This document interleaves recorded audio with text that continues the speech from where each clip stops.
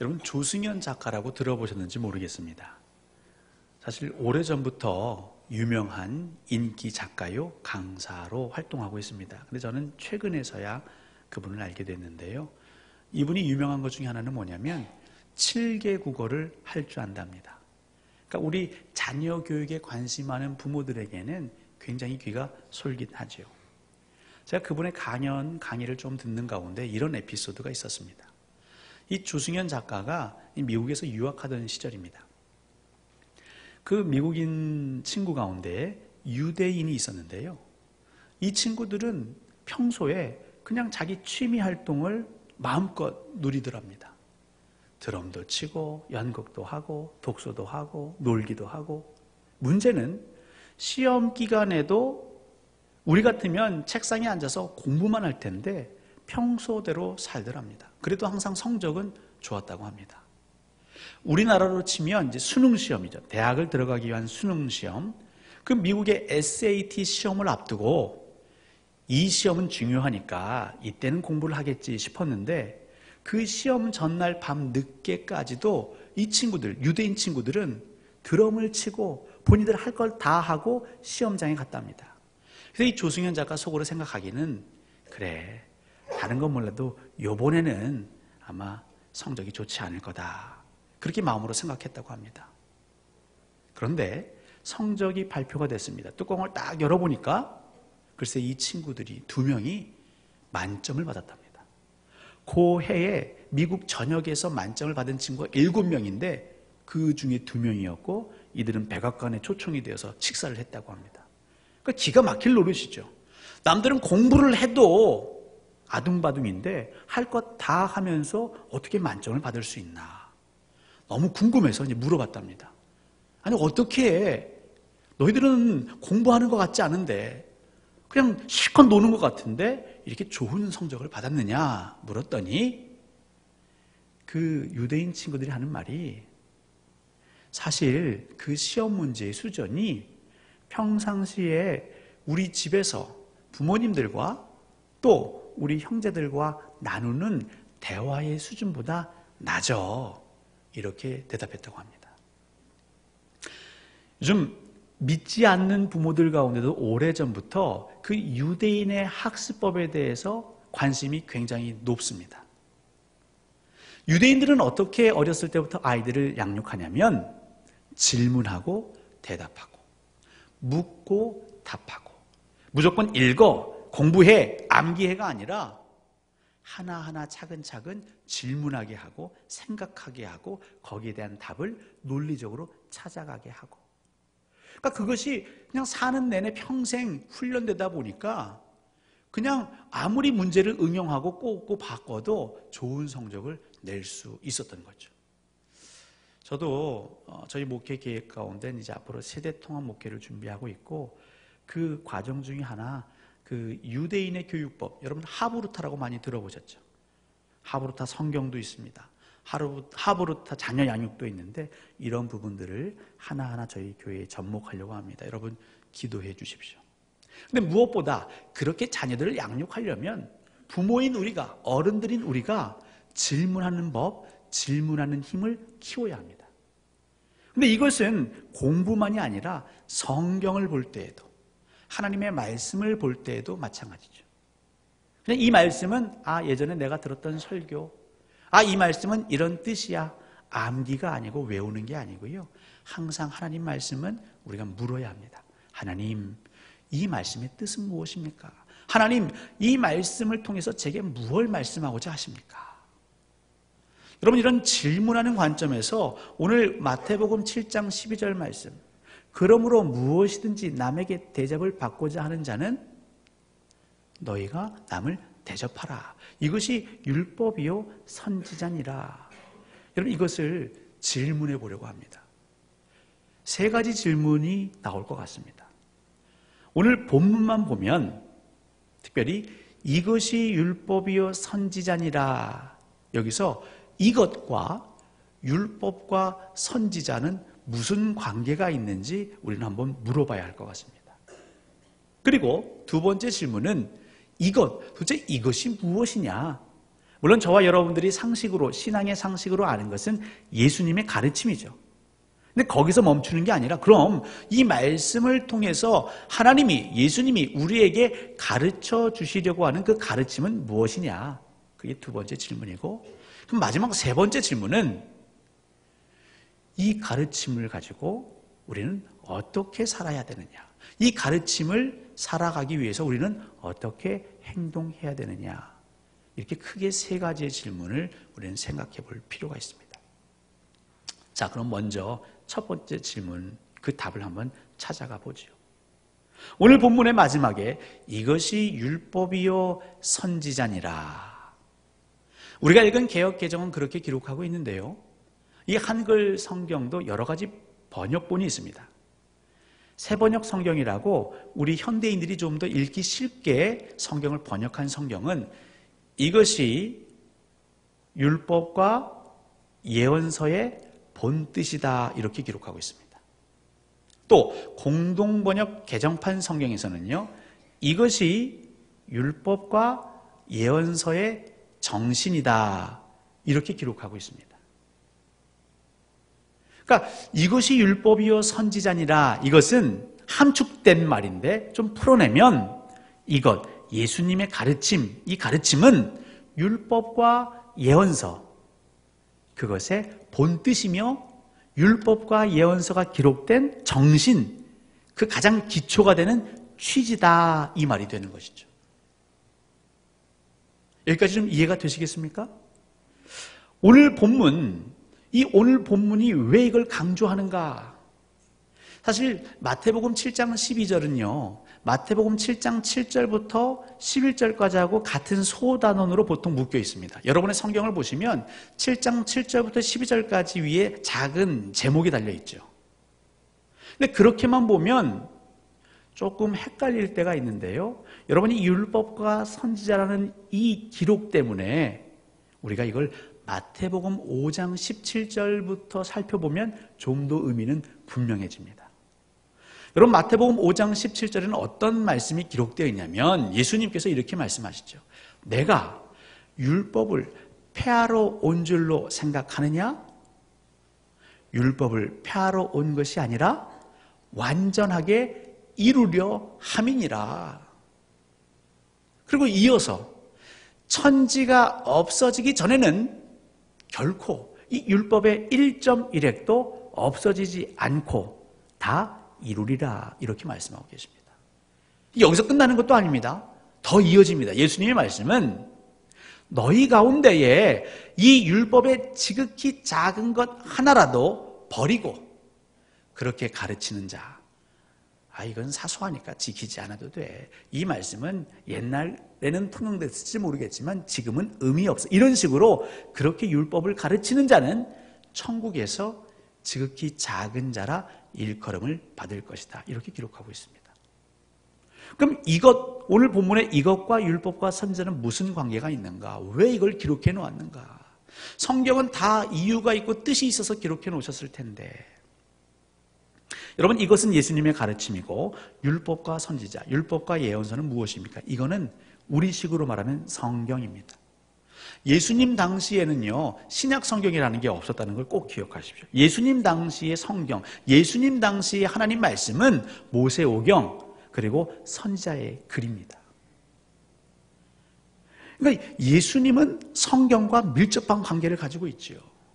여러분 아시겠지만 예수님의 공생애에는 늘 피곤하셨습니다.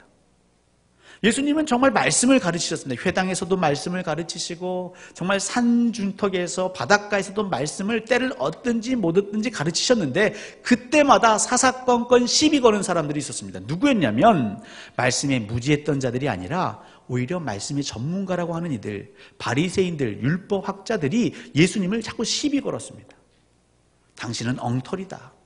율법을 기망하고 있다. 근데 오늘 본문은 뭘 얘기하고 있냐면, 또 마태복음 5장 17절 이하는 뭘 얘기하고 있냐면 예수님 스스로 나는 성경이 아닌 얘기는 하고 있지 않다. 나는 오히려 성경 중심으로 너희들에게 말씀을 전하고 있다. 성경을 제대로 가르쳐야 된다. 그것 지극히 작은 것 하나 1.1핵이라도 없애려고 하는 것, 그건 잘못된 것이다. 그래서 마태복음 5장 17절 이하는요, 우리가 성경을 잘 가르쳐야 된다는 걸 강조하고 있고, 예수님은 나는 성경을 지금 잘 가르치고 있다라고 항변하고 계십니다. 여러분, 말씀을 잘 가르쳐야 된다. 이건 뒤집어 보면 우리가 말씀을 제대로 배워야 한다, 이 말이기도 합니다. 그런데 말씀을 잘 가르치고 말씀을 잘 배우는 건 무엇일까요? 그건 이 말씀이 기록된 원래의 뜻, 본뜻, 이 말씀에 녹아져 있는 하나님의 정신, 하나님의 계획, 하나님의 의지가 우리 안에 전수되어져야 한다. 그게 가르쳐져야 된다는 걸 의미하고 있는 겁니다. 예수님께서 공생의 사역하시는 가운데 많은 논쟁이 있었습니다. 많은 갈등이 있었습니다. 그 중에 대표적인 것 중에 하나가 안식일 논쟁입니다. 이 유대의 율법의 10계명에는 안식일을 기억하여 거룩히 지키라. 근데 그 뒤에 계속 어떻게 기술되어 있냐면, 너희들의 집에 있는 남종이나 여종이나 너희들의 집에 머물고 있는 객, 손님이라도 아무 일도 하게 하지 말아라. 그리고 심지어는 너희 집에 있는 가축들도 아무 일도 하게 하지 말아라. 그러니까 안식일을 기억하여 거룩히 지키라라는 그 말씀을 또 그렇게 부연 설명하고 있습니다. 그래서 유대인들은 어떻게 안식일을 지킵니까? 일하면 안 된다. 돈 쓰면 안 된다.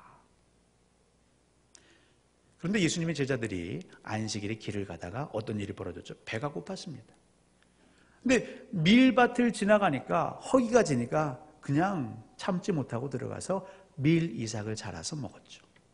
근데 그걸 알게 된 유대인들이 뭐라고 합니까? 당신이 말씀을 가르친다라고 하는데 당신의 제자들이 이 안식일 규정을 어겼는데도 가만히 계십니까? 시비합니다. 여러분, 환자가 때를 가리고 아프지 않죠. 갑자기 아프고 탈이 나는 것 아니겠습니까? 예수님 당시에도 안식일에도 정말 괴로워하며 정말 죽을 병에서 신음하는 자들이 있죠. 예수님 그걸 보시고 불쌍히 여기셔서 병자를 고치십니다. 눈먼 자의 눈을 뜨게 하십니다. 근데 그것도 시비합니다. 아니, 안식일에 어떻게 병을 고칠 수 있습니까? 안식일에 어떻게 진료를 할 수 있습니까? 나중에 예수님 답답하셔서 뭐라고 하시죠? 인자가 안식일의 주인이니라. 안식일이 사람을 위하여 있는 것이지 사람이 안식일을 위하여 있는 것이 아니다, 이렇게 말씀하시죠. 여러분, 이 율법, 이 10계명은 하나님이 모세에게 주신 겁니다. 하나님이 제정하셔서 모세에게 전수한 것입니다. 그러면 하나님께서 이 율법 법을 제정하실 때 예수님은 어디 계셨을까요? 여러분, 예수님도 하나님하고 함께 계셨습니다. 예수님도 이 율법을, 이 법을, 이 말씀을 함께 제정하신 겁니다. 예수님이 원래 저자입니다. 예수님이 원조입니다. 근데 이 바리새인들, 나름 율법 전문가라고 하는 사람들이 번데기 앞에서 지금 주름 잡고 있는 거죠. 예수님의 법 해석이 틀렸습니다. 근데 그 법은 누가 만들었다고요? 예수님이 만드신 거라고요. 예수님 답답하신 거죠. 어찌하여 너희들은 이 율법을 만들었던 본래의 취지에서 어긋나서 살아가느냐. 너희들은 율법을 제대로 배우지 못했다. 너희들은 지금 율법을 제대로 가르치지 못하고 있다. 그건 하나님의 뜻이 아니다. 이걸 말씀하고 있죠. 그러니까 오늘 본문, 이것이 율법이요 선지자니라, 이것이 율법 또 예언서의 본뜻이고 정신이다. 이 말은 우리가 하나님 말씀을 배우고 익히고 또 그렇게 살아낼 때에 하나님의 취지, 하나님의 본뜻이 무엇인지를 깨달아야 한다. 이걸 단순히 문자적으로만 해석해서는 신앙의 바른 길을 갈 수 없다. 이것을 강조하고 있죠. 자, 그럼 두 번째 질문으로 한번 넘어가 보겠습니다. 이것은 무엇입니까? 예수님의 가르침은 도대체 무엇입니까? 오늘 본문의 이것은 아시다시피 지시대명사죠. 앞에서 언급된 어떤 내용, 그것을 다 기술하기 힘들 때 우리는 보통 지시대명사를 사용합니다. 그러면 7장 7절부터가 아니라 마태복음 5장 17절 이하의 산상수훈, 예수님의 가르침을 다 가르친다, 가리킨다라고 할 수 있겠습니다. 하지만 그럼 내용이 너무 많죠. 그래서 오늘 본문 12절에는 처음에 어떻게 시작하냐면 그러므로 이렇게 시작하죠. 그러니까 이 그러므로라는 단어 때문에 이것, 예수님의 가르침이 무엇인지를 우리는 좀 더 선명하게 볼 수 있는데 그건 오늘 본문 그대로입니다. 너희가 남에게 대접을 받고자 하는 대로 남을 대접하라. 이게 예수님의 가르침이죠. 이걸 한번 생각해 보겠습니다. 이 본문을 성경의 황금률이라고 합니다. 여러분 황금률이 뭔지 아십니까? 제가 신대원 준비할 때 이 황금률이 뭔지 몰랐습니다. 황금률, 저는 황금 비율인 줄 알았어요. 음식을 할 때 양을 얼만큼 넣느냐에 따라서 맛이 달라지지 않습니까? 그래서 저는 황금 비율인 줄 알았는데 이 황금률은 뭐냐면 황금과 같은 율법이다. 그래서 황금률입니다. 시대가 변해도 지나도 바뀌지 않는 진리다. 그래서 황금률이라고 합니다. 근데 이 황금률, 남에게 대접받고자 하는 대로 너희가 남을 대접하라. 이 황금률은요, 예수님이 처음 말씀하신 게 아니에요. 엄밀히 말하면. 인류 역사에서, 인류 문명에서 이 황금률은 오래전부터 존재했었습니다. 기원전 5세기경 그리스의 소피스트의 문헌에서 이런 황금률이 발견된다고 합니다.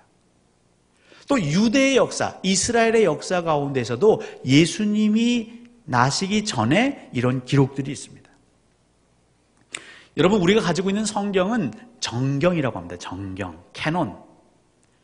이 성경을 66권으로 정리할 때에 이건 정말 변할 수 없는 하나님의 진리다. 그걸 정경. 그런데 하나님에 대해서, 예수님에 대해서 기록하고 그 믿음의 신앙의 삶을 기록했지만 이건 정경까지는 아니지만 우리의 믿음에 도움이 된다. 그걸 외경이라고 분류합니다.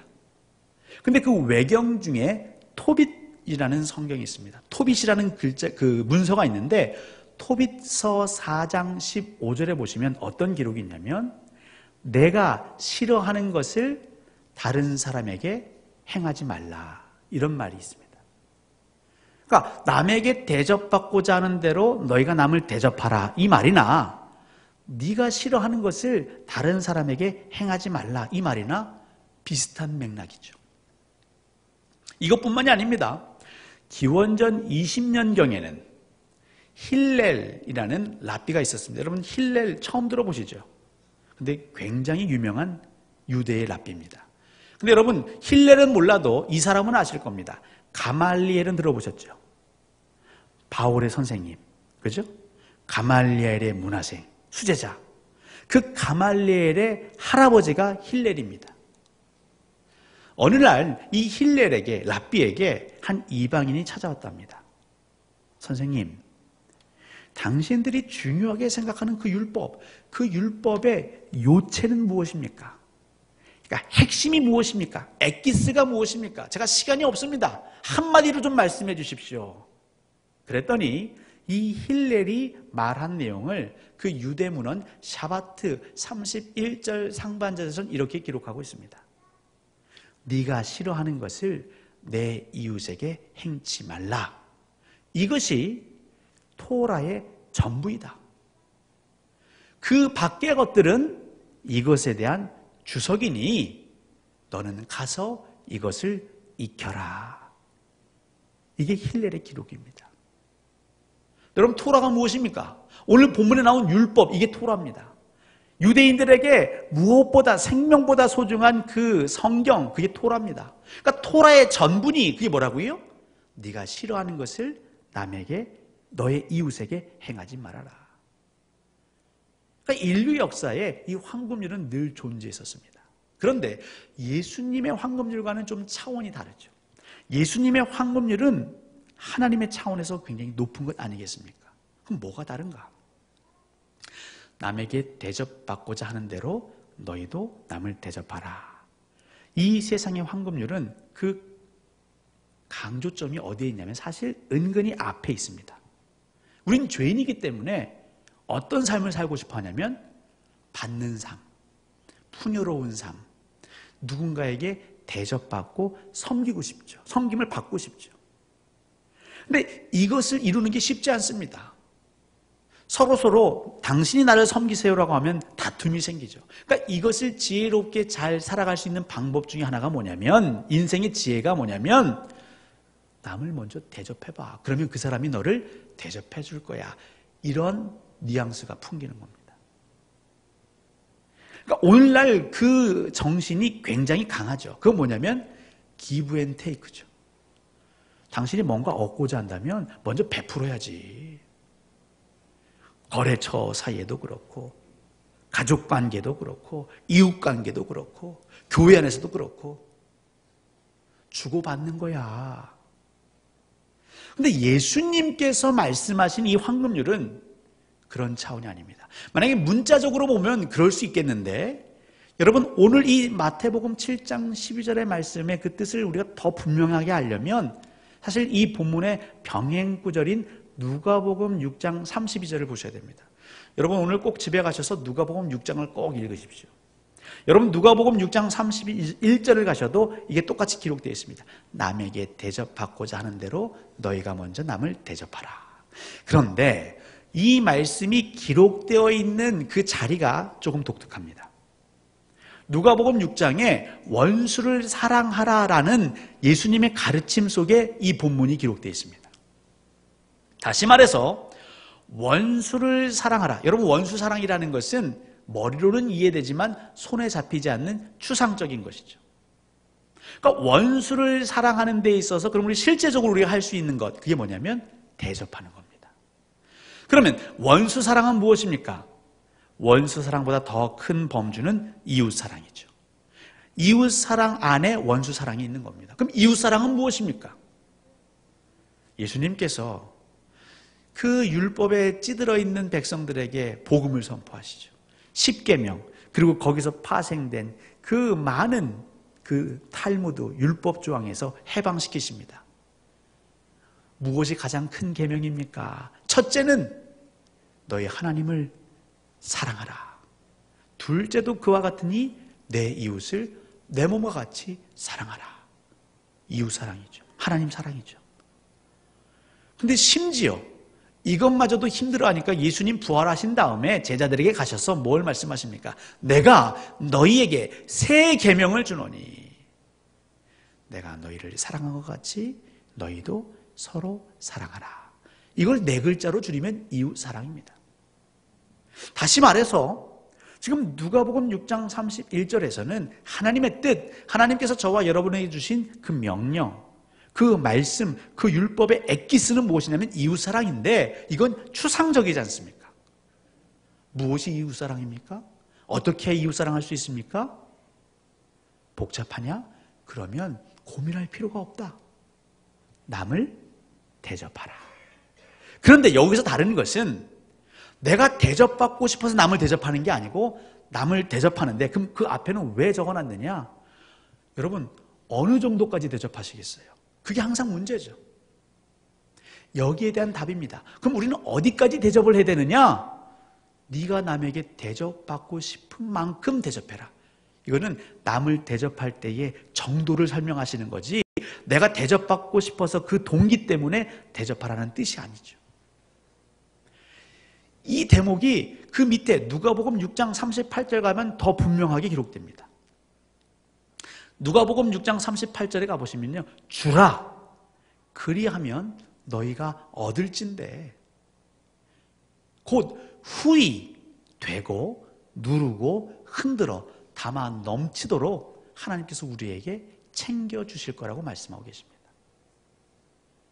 그러니까 남에게 대접받고 싶은 만큼 대접하라. 이 말은 뭐냐면 다시 말해서 후히 대접하라.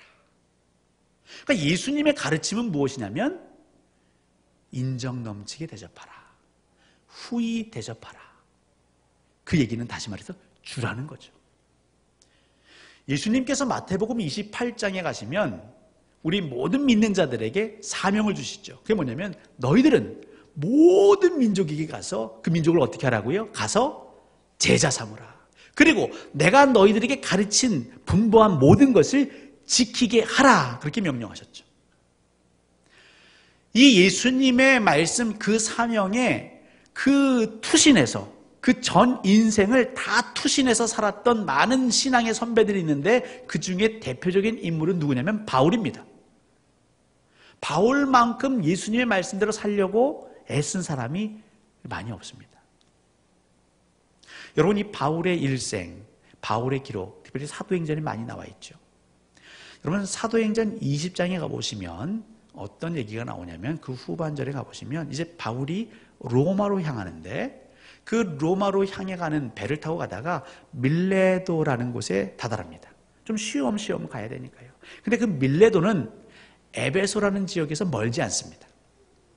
그럼 에베소는 어디냐? 사실 바울이 3년 동안 머물면서 목회했던 곳입니다. 여러분, 바울에게 있어서 3년은 엄청 긴 시간입니다. 요즘 같으면야 3년이면 그 목회한 것도 아니냐 하겠지만 바울 당시 바울의 사역에서 3년은요 최장기간 머문 겁니다.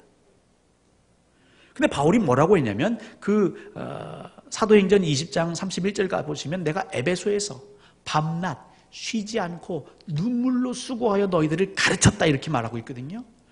혼신의 힘을 가해서 목회를 했습니다. 3년 동안. 그 사람들이 얼마나 보고 싶겠습니까? 그래서 사람을 보내서 에베소에 있는 장로들을 이렇게 오라고 초대를 합니다. 그랬더니 이 사람들도 한 걸음에 달려오죠. 그러면서 이 바울이 그 에베소의 장로들 3년 동안 바울에게 배웠던 사람들에게 그 가르침, 예수님의 말씀, 하나님의 말씀, 그 제자도의 결정판, 그 결정판을 알려주는데요. 그게 사도행전 20장 35절에 나와 있습니다. 내가 여러분들에게 수고한 것 같이 여러분들도 본을 받아서 그렇게 사십시오. 그런데 그때 뭘 인용하냐면 예수님께서 친히 이렇게 말씀하셨습니다. 그 말씀은 뭔지 아십니까? 주는 것이 받는 것보다 복이 있다. 이 말씀하셨습니다.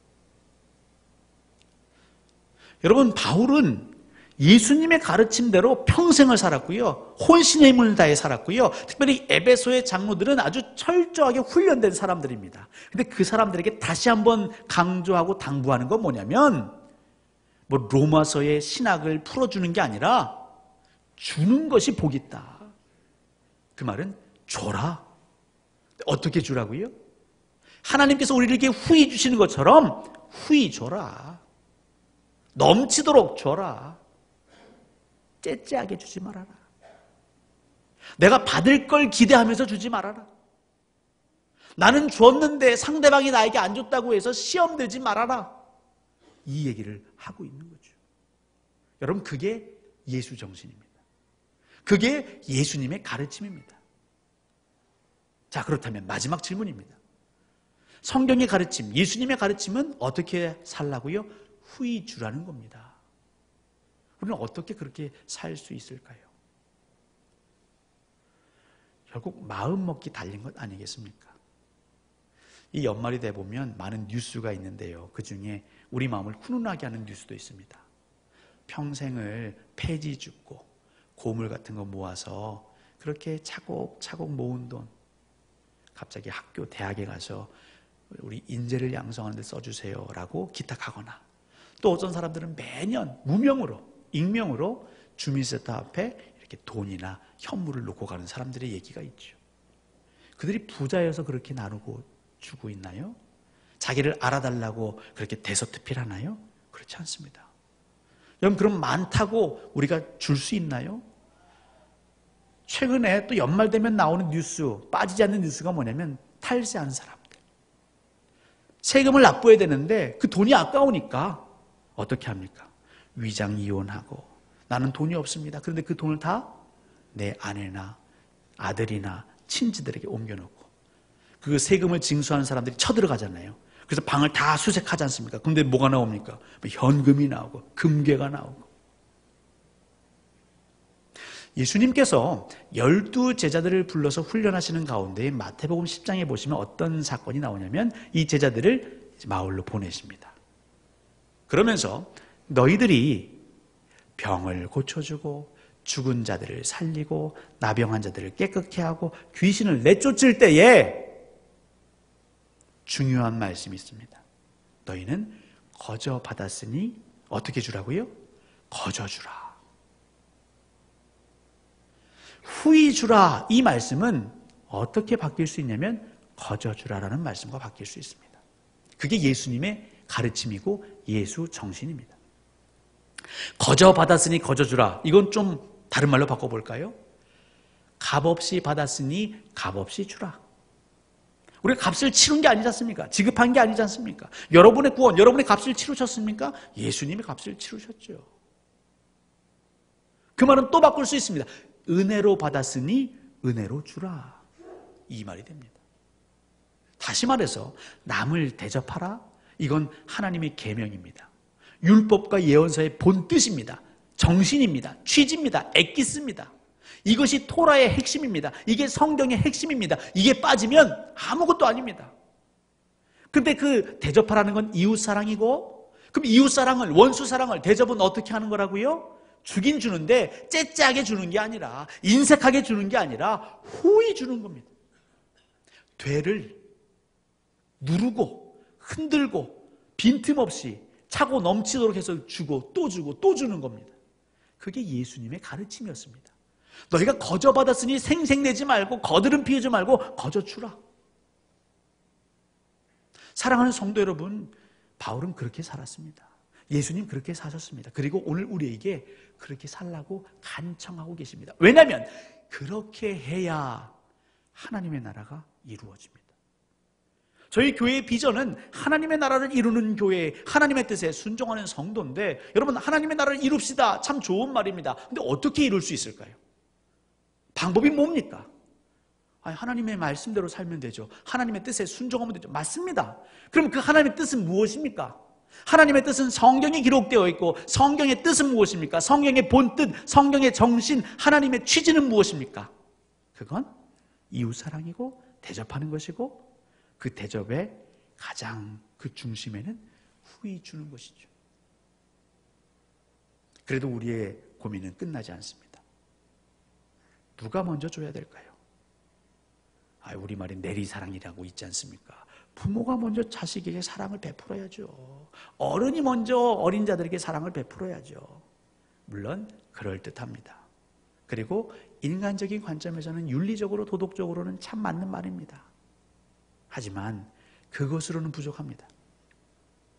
세상 정신으로는요, 가진 자가 먼저 베풀어야 되고요, 있는 자가 베풀어야 되고요, 윗사람이 아랫사람에게 베풀어야 되고요. 그러니까 목사님 먼저 우리를 섬겨주세요. 목사님이 대접해주세요. 장로님, 권사님, 안수집사님, 항존직들이 하면 우리가 할게요. 저는 그냥 성도잖아요. 이제 교회 나온 지 1년 됐습니다. 저는 청년이잖아요. 저는 중학생이잖아요. 저는 어린 학생인데요. 부모님들이 하는 거 보고 그리고 한번 생각해 볼게요.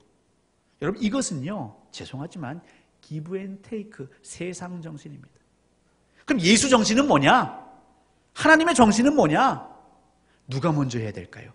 예수 정신, 하나님의 말씀, 예수님의 가르침에 이걸 대입해 보면 답은 쉽습니다. 은혜 받은 사람이 먼저 하시면 됩니다. 이 성경이 하나님의 말씀이라고 믿는 사람이 먼저 하시면 됩니다. 예수 그리스도가 나의 구주시며 그 예수 그리스도를 영접한 사람이 먼저 섬기고 먼저 후히 주시면 되는 겁니다. 그러면 하나님의 나라가 이루어지는 것이죠. 그게 하나님의 뜻에 순종하는 것이죠. 말만 휘황찬란하게 많은 게 아니라 내가 있는 내 삶의 자리에서 내가 부유하든 가난하든, 내가 많이 가지고 있든 그렇지 않든 우리가 줄 수 있는 것, 후히 주는 것. 여러분, 물질만 줍니까? 시간도 줄 수 있잖아요. 마음도 줄 수 있지 않습니까? 내 재능을 나눌 수 있지 않습니까? 아니면 그게 없어도 여러분, 말 한마디로 천냥빚을 갚는다는데 우리가 말로도 후히 줄 수 있지요. 사랑하는 성도 여러분, 하나님은 저와 여러분들이 세상 정신이 아니라, 기브 앤 테이크 방식이 아니라, 누가 먼저냐고 따지는 방식이 아니라 예수 정신. 나를 믿느냐? 그러면 주라. 거저 받았으니 거저 주라. 그게 우리 주님의 가르치심입니다. 이 한 주 여러분, 대림절을 맞이해서 예수님의 오심을 우리가 기다리는 삶 어떻게 살 수 있을까요? 초를 밝히는 것, 성탄목 장식을 하나하나 추가하는 것, 그거이기 전에 여러분의 삶의 자리에서 남을 대접하십시오. 여러분의 삶의 자리에서 후히 거저 받을 생각 마시고 그냥 주십시오. 그러면 하나님이 곧 후히 되어 누르고 흔들어 차고 넘치도록 여러분들에게 안겨주실 줄 믿습니다. 이 말씀대로 이 한 주를 살아가시는 저와 여러분 되시기를 우리 주님의 이름으로 간절히 소원하고 축원합니다.